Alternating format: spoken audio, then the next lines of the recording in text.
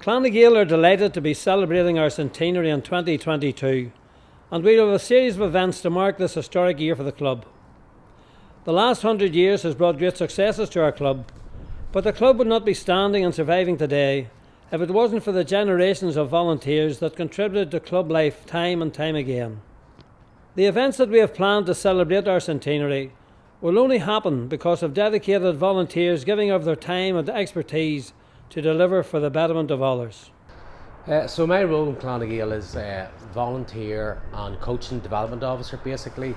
So I'm responsible for overseeing the coaching, but probably more importantly is overseeing our volunteers.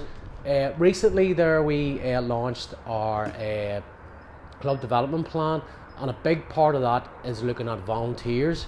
It's the 3 R's: how we recruit, how we retain and how we reward our volunteers. The executive committee are placing a lot on us developing our current volunteers and obviously recruiting new volunteers. We have now monthly specific coach education programs for our coaches and our volunteers.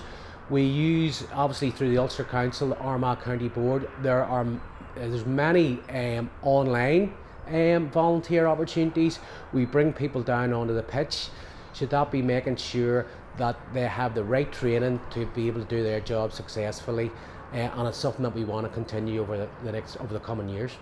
The past 10 years have seen a huge growth in our underage teams, and especially young girls and the ladies teams, and this comes about because of the volunteerism again. We have 50 coaches who look after these teams, who come down here night after night, and if you come to our pitch any night during the summer, it's absolutely full of children playing, which was absolutely fantastic to see. And not only that there, but the spinner from that is that a lot of these young people then volunteer within the clubs themselves to look after maybe teams a few ages below themselves. Plus we got a lot of boys with 40 plus involved in the Gaska Award, the President's Award and the Duke of Edinburgh Award, and we're actually the first club in Armagh to do this, and we're very proud of that.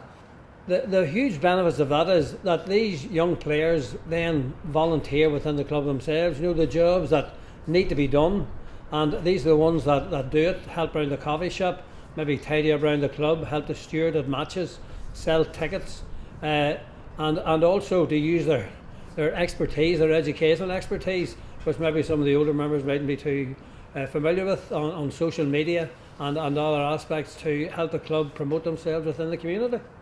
One of the things we're really proud of is the fact that so many of our young volunteers are involved in the Ulster GAA Sports Inspire Award, where they complete 50 hours of volunteerism, and the hope is that they will be presented at the end of this with a certificate by the Minister of the Communities, and that'll be a big night for them, and it will further put a stamp on their journey of volunteerism in the GAA.